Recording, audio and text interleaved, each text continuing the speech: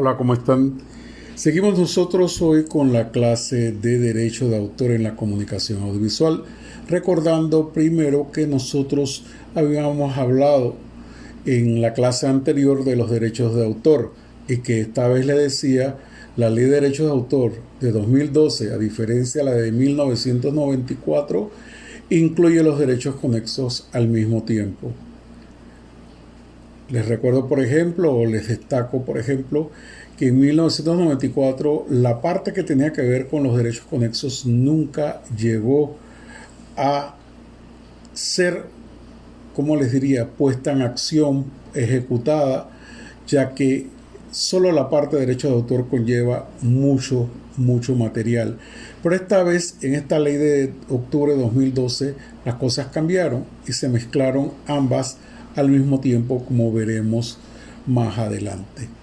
También esta parte de derechos de autor, recordando que el derecho de autor es una parte de la propiedad intelectual y la propiedad intelectual tiene otra parte que es importante para los estudiantes de mercado y de publicidad, que es la propiedad industrial.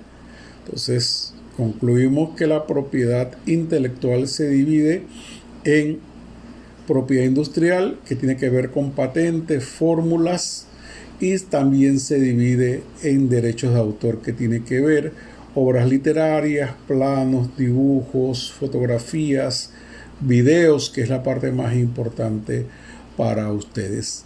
Y también recordar que existe una alternativa en algunos casos para utilizar material de otras personas que no es el derecho de autor, sino se llama copyleft, como una especie de sarcasmo al copyright anglosajón. Y ese copyleft permite el uso de ciertos materiales, pero guardando las normas que exige el autor. No hay que pagar regalías a diferencia del derecho de autor. Entonces hoy vamos a volver a rescatar que una obra es toda creación intelectual original en el dominio literario, artístico, científico, susceptible de ser divulgada o reproducida en cualquier forma. Y vamos a comenzar con una parte que todo el mundo habla, de que el derecho de autor en lo que es el folclore no existe. Con el perdón de muchas personas, sobre todo investigadores, que dicen que nada en el folclore está protegido, todo lo contrario. Hay muchos elementos que nacieron con las características del folclore o de las obras folclóricas, que es desconocer el nombre del autor, pero hoy en día hay algunos elementos que han cambiado. Por ejemplo, si una obra mantiene la estructura folclórica, esa obra simple y sencillamente puede tener el derecho de autor porque hay un autor que la registró. El caso de las cumbias, entre comillas, porque no son muy tradicionales, de Sam y Sandra Sandoval, las de Osvaldo Ayala, las de Dorindo Cárdenas, por decir solo uno de los elementos, o en el caso de las polleras, los diseños que se compran, porque hay gente en las tablas y los pueblos aledaños a las tablas que lucran porque obtienen una entrada de dinero por realizar diseños especiales. Si ustedes van y realizan ese diseño especial, entonces la obra está registrada y nadie puede usar ese diseño. Pero, por ejemplo, nos vamos a la Mola Cuna, Panamá. Y hablamos de Mola Cuna, Panamá, porque muchas veces peleamos en Colombia y decimos, no, que esas molas son panameñas. No, en Colombia hay grupos cunas que tienen los mismos derechos ancestrales sobre la mola. La mola es un trabajo de sobrepuestos de tela y los elementos tradicionales son como los que ustedes observan ahora mismo en la pantalla. La comunidad cuna, o en este momento llamada Guna, registró en la Dirección General de Propiedad Industrial la marca Mola Cuna Panamá, para que esa marca represente el país, y se supone que todos los que producen molas en Panamá, que son indígenas, tienen en este momento que estar utilizando la etiqueta que dice Mola Cuna Panamá, aunque una cosa es lo que se dice y otra cosa es lo que se hace. La Mola Cuna Panamá fue la primera marca de derechos colectivos de los grupos originales de Panamá, grupos autóctonos o grupos indígenas, como a muchos les gusta todavía que le digan. Pero la comunidad de Gunayala es la poseedora de esta marca, fueron los que lo registraron y ellos tienen derecho en muchas partes. En la ley 20 de propiedad de los grupos originarios tiene esto.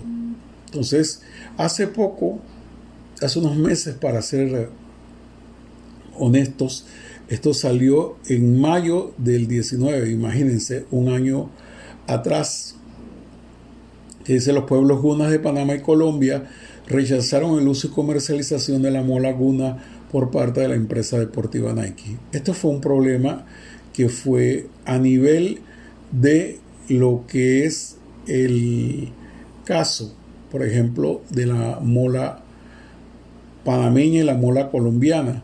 En Nike creó unas zapatillas que decía la organización comercial que esas zapatillas tenían y era en honor de la rana coquí que existe en Puerto Rico. Pero si buscamos los elementos, por ningún lado vemos ninguna rana. Entonces llegó el momento en que la producción se detuvo, más que todo la producción, la comercialización, porque ya se habían producido y teóricamente se eliminaron del mercado porque atentaban contra el registro y no habían pagado. Pero a veces la gente cree que el registro lo cubre todo. También hay un uso cultural y un uso turístico. Por ejemplo, en el caso de este desfile que fue en California, la delegación de Panamá colgó en el carro deportivo donde iba una empollerada, colgó lo que es la parte de las molas. Y entonces la comunidad aquí en Panamá estaba reclamando que por qué se les había permitido. Primero, la mola, ahí no están comercializando, sino están adornando un carro, y ese carro tiene otros elementos que representan a la República de Panamá. Entonces es también importante que hagan una distinción. Una mola, que es este trabajo de sobrepuestos en cantidad, telas de diversos colores se van cosiendo una encima de otra, que esta, que es más un talco, más un bordado, que puede hacerse incluso a máquina hoy en día. Los bordados de la pollera en la región de Las Tablas, Chitré y otras regiones en Panamá se están haciendo a máquina, y eso tiene que ver mucho con la producción, pero no está regulado en Panamá. Entonces también tenemos que hacer caso de que esto que está aquí en pantalla no es necesariamente una mola. Una mola es esto que estamos viendo. Esto que está acá es una labor de cualquier grupo cultural que pueda hacerla. Si la venden, como dice gato por liebre, esto es otra cosa. Igual en los grupos, el derecho colectivo Josigdi, CAE, Sosoca, que es en el 2005, es un emblema en Verá. Los grupos Huaunán y Emberá son los grupos que producen estas cestas. Si les dijera, una cesta de este tipo puede estar en 500, 1.000, $1.500, dependiendo del trabajo que hagan, dependiendo del tejido. Son cestas tradicionales, los grupos Huaunán y Emberá. Y recuerden, Huaunán es un grupo, es una etnia, y los Emberá son otra etnia, y tienen subgrupos culturales y grupos étnicos. El problema es, igual que en el Nove Buglé, se hicieron dos grupos para hacer una comarca, pero cada grupo, hoy en día el grupo Buglé está luchando para poder que se le dé una comarca especialmente para ellos. Estos bastones, que pueden estar en 50, 100, 200, 300, $500, son tallas, son bacuroneo de la de la etnia emberá y también tienen sus emblemas, tienen sus marcas registradas en lo que es el Ministerio de Comercio e Industrias, en la Dirección de Propiedad Industrial. Si nos vamos ya para Chiriquí, principalmente está la CRADE o Chaquira, y en esto hago una aclaración. Las chaquiras son utilizadas por los hombres. Los caciques tienen unas enormes que pueden alcanzar 500, 600, 800 y $1,000. Hace muchísimos años comenzaron a ponerse de moda y las mujeres a utilizarlas acá en la ciudad o en el interior, en algunos pueblos, como si fuese un collar. Sí, es un collar, pero es un collar masculino. Lo utilizan los hombres. Igualmente las chácaras que se utilizan, muchas se utilizan incluso en los grupos de Azuero, a donde han emigrado personas de la etnia Buglé y la etnia Nobe. Hoy en día ustedes pueden encontrarlos en Chitré y en las tablas. Han emigrado en busca de mejores condiciones de vida y lo que hagan ellos allá es representativo de su pueblo. Así que si ellos no se adaptaran a las costumbres y siguen manteniendo sus costumbres tradicionales, entonces serían consideradas también parte de los derechos posesorios de los pueblos indígenas. En este caso, las chácaras las utiliza todo el mundo. Incluso hay un tamaño familiar donde meten los babies cuando nacen. En el caso de Veraguas hay una región donde hablan del sombrero Montesa. Casi todos los que forman esa población son apellido Montesa. Y entonces el señor Brose los ha ayudado a que pudieran registrar la marca y ya está registrada en la Dirección de Propiedad Industrial del Ministerio de Comercio e Industrias. Ya están registradas y solo ellos pueden producir un sombrero con estas características. Si ven los que están en la mesa, son iguales a lo que utilizan los 3 familiares de la gran comunidad montesa. Entonces comenzamos a ver la parte de cuando trabajo en una empresa, ¿quién es el dueño de mi creatividad? Desafortunadamente, cuando ustedes trabajan en una empresa, así estén en teletrabajo, el dueño de su creatividad es el gerente, el dueño de la empresa. El gerente puede ser el mismo dueño o puede ser otra persona, pero cuando trabajo en una empresa, ¿quién es el dueño de mi creatividad? ¿En qué se parecen mis empleados tubo dentríficos? Que los estrujo y siguen dándome pasta. O sea, siguen dando dinero. La pasta es una palabra que utilizan en otros países para referirse al dinero. Y si bien es cierto, yo trabajo en una agencia de producción, tengo derecho a los derechos conexos, pero la hora para la comercialización pertenece a esa empresa de producción. Entonces, tenemos también lo que se llama obras por encargo, y estas obras por encargo son obras que yo debería, y lo aclaro, debería hacer esa obra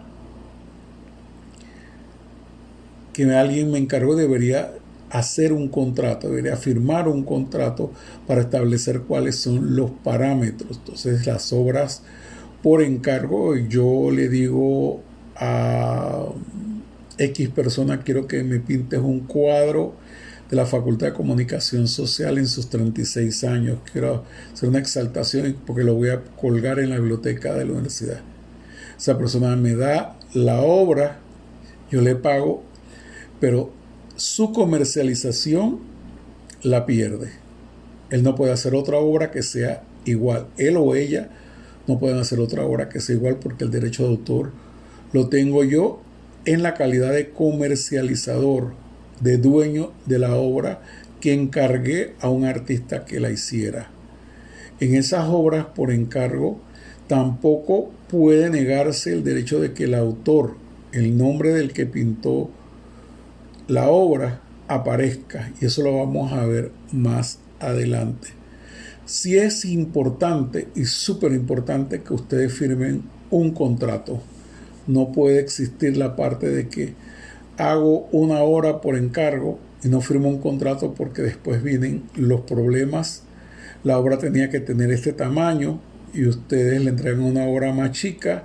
Te dicen, pero eso no es lo que yo te pedí. Pero ¿dónde está el contrato estableciendo lo que yo pedí? Así que es importante, si no trabajan en una empresa y hacen obras por encargo, por ejemplo, le encargaron hacer un documental sobre un grupo específico, entonces ustedes hagan este documental, pero con los parámetros de un contrato, de cuántas veces puede ser utilizado, porque muchas veces en la agencia de publicidad hacen contratos con un locutor o con una postproductora o con una productora diciendo, ok, va a ser esto, pero si después de 3 años el mismo comercial sale y hay que agregarle otra parte, la obra sigue siendo de ustedes y esa otra parte no estaba contemplada. Entonces, si lo hacemos por un contrato, podemos establecer que cualquier cambio a la obra original aprobada por el señor fulano de tal tendrá un costo adicional dependiendo del tipo de obra que haya que adicionar, eliminar. Podemos decir que cambiar la voz, cambiarle el final al comercial, como se ha hecho con muchas grabaciones de audio, de video, que se cambian algunas cosas. Todo eso se paga. Entonces la ley 64 de 10 de octubre de 2012 dice: quedan comprendidas entre las creaciones protegidas por el derecho de autor algunas de las siguientes: las expresadas por escritos, las conferencias, las composiciones musicales con o sin letra, las obras dramáticas, las obras audiovisuales y las obras fotográficas, las expresadas por procedimiento análogo a la fotografía, que sería la pintura. Entonces también están incluidas las obras de bellas artes, incluidas las pinturas, dibujos, esculturas, las obras de arte aplicado y otro sinfín de obras que vimos la clase pasada, pero que es bueno recordar en este momento. Parte importante de los derechos de autor y derechos conexos son los derechos de propiedad intelectual, y hablamos de derechos de comercialización y derechos morales. En los derechos de comercialización, por supuesto que hablamos del derecho a reproducir la obra, los derechos de modificar la obra, el derecho a que haya comunicación pública y el derecho a distribuir la obra. Son derechos de comercialización, pero que algunos autores hablan de derechos de explotación. También tenemos los derechos morales. Y el derecho moral es el derecho a la divulgación, acceder al único ejemplar si hubiese un ejemplar raro. Yo hice la obra en 1940, cuando no había nacido, y llega a 1999, solo hay un ejemplar. Yo tengo derecho moral a esto: el reconocimiento de que yo soy el autor, la divulgación con seudónimo si quisiera, retirar el programa del comercio. Si el programa a producto yo tengo, lo puedo retirar si siento que me está afectando, el respeto a la integridad, y modificar la obra respetando derechos de terceros. Nosotros es importante esto, que recordemos que el derecho de autor va a tener derechos morales y derechos de explotación. Y vuelvo y concluyo con esto: el reconocimiento de la autoría, la integridad de la obra son derechos morales, y el derecho de explotación, los derechos de reproducción, distribución, comunicación. Entonces, el artículo 67 de la ley, ustedes pueden tener la ley porque se las mandé para que verifiquen, eso son comunicaciones lícitas sin autorización del autor ni pago de remuneración. O sea, recuerdan que yo les dije al inicio de la clase de derecho de autor que el factor económico más grande del mundo es la creatividad. Pero esa creatividad está enfocada a propiedad industrial y a derechos de autor. Pero en ambos nosotros obtenemos regalías por nuestro producto. Y en el derecho de autor se obtienen más, porque es más frecuente el caso de obras artísticas, de libros, de documentales, de películas, de series de televisión, todo lo que nosotros vemos diariamente tiene derechos de autor. Entonces, es importante que en ciertos momentos nosotros no tenemos derecho a las regalías si suceden estas actividades. Por ejemplo, las realizadas en el ambiente doméstico, siempre que no exista un interés lucrativo directo o indirecto. Nosotros podemos bajar música de internet, porque a veces los estudiantes me dicen, profesor, es que esto está en internet disponible para todo el mundo. Digo, disponible para el uso doméstico, para el uso individual. Pero cuando dice siempre que no exista un interés lucrativo directo o indirecto, es que nosotros tomemos la música, hagamos una fiesta en la casa para recoger fondos para la calle del medio de Ocú y cobremos. Al momento que estamos cobrando, esa música que, por ejemplo, estamos utilizando deja de tener un interés meramente doméstico y se convierte en un interés lucrativo y hay que pagar regalías. También no hay que pedirle al autor o a los autores las actividades efectuadas con fines de utilidad general en el curso de actos oficiales y ceremonias religiosas. Yo puedo utilizar muchas canciones en la iglesia y no tengo que pagar, a pesar de que las iglesias, si yo tengo una canción, por ejemplo, Sumérgeme, que es el ringtone de mi teléfono, yo tendría que pagar derecho de autor. Y en la iglesia lo puedo utilizar, porque eso tiene un autor conocido, lo puedo utilizar siempre que están actos oficiales o ceremonias religiosas. Pero si hago un concierto que se hacen aquí y en todas partes, en las iglesias, y cobro, aunque diga donación, a veces hacemos eso para evadir el pago, pero eso tendríamos que tener una autorización de las organizaciones de gestión de derechos de autor. Entonces volvemos, las efectuadas con fin de utilidad general en el curso de actos oficiales, siempre que el público pueda asistir a ellas gratuitamente y ninguno de los participantes en la comunicación perciba una remuneración específica por su intervención en el acto. Yo puedo hacer un concierto en la Facultad de Comunicación Social, en el patio de Humanidades, en todas partes, pero si lo hago gratuito, no tengo que pagar derechos de autor. Eso debe quedar claro.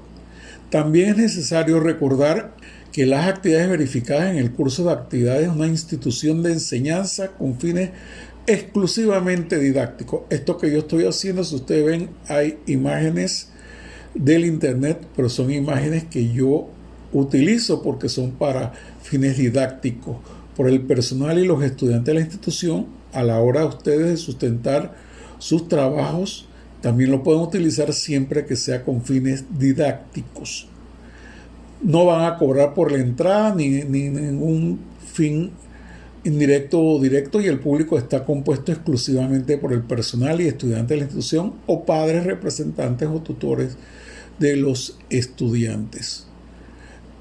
Está inmiscuido en esto del tema de que no hay que pagar regalías a los autores, al autor o a los autores, las actividades que realicen dentro de una institución de investigación, solo para fines investigativos y sin un carácter lucrativo. Tales obras figuran en la colección permanente del propio establecimiento y sin perjuicio de las licencias que haya que pagar. Por ejemplo, ustedes el Word y todos los programas que utilizan en la facultad se paga licencias por ellos para que ustedes lo puedan utilizar. También están en este grupo de actividades que no tienen que pagar derechos de autor o regalías, las actividades que se efectúen para no videntes y otras personas con discapacidad, siempre que puedan asistir a la comunicación en forma gratuita y ninguno de los participantes reciba una retribución específica por su intervención en el acto. Quiero aclarar, la ley, yo acabo de decir personas con discapacidad, que es el término correcto. La ley cometió un desliz y puso y otras personas discapacitadas. No existen personas discapacitadas, existen personas con discapacidad.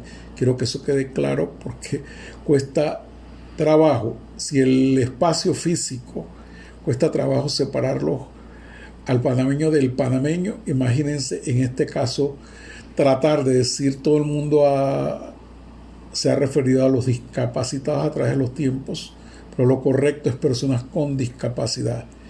También están libres las actividades que se realicen dentro de establecimientos de comercio solo para fines demostrativos de la clientela, de equipos receptores, reproductores u otros similares, para la venta de los soportes sonoros audiovisuales que contienen las obras. Muchas veces ustedes van a ir y van a ver películas en PriceSmart o en Panafoto o Raenco, cualquier centro que venda artículos audiovisuales. Entonces ustedes van a ver películas o programas de televisión.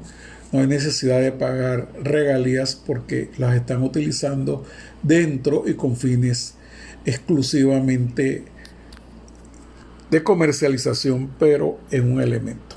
Entonces nosotros terminamos la clase de hoy con el convenio de Marrakech, que es un convenio específico que no requiere de la firma ni del pago de regalías. Es un convenio que se firmó para que todas las obras puedan ser traducidas al Braille y no haya que pagar regalías. Ese es el convenio de Marrakech. Y recuerden, quédense en casa y conversamos en el WhatsApp.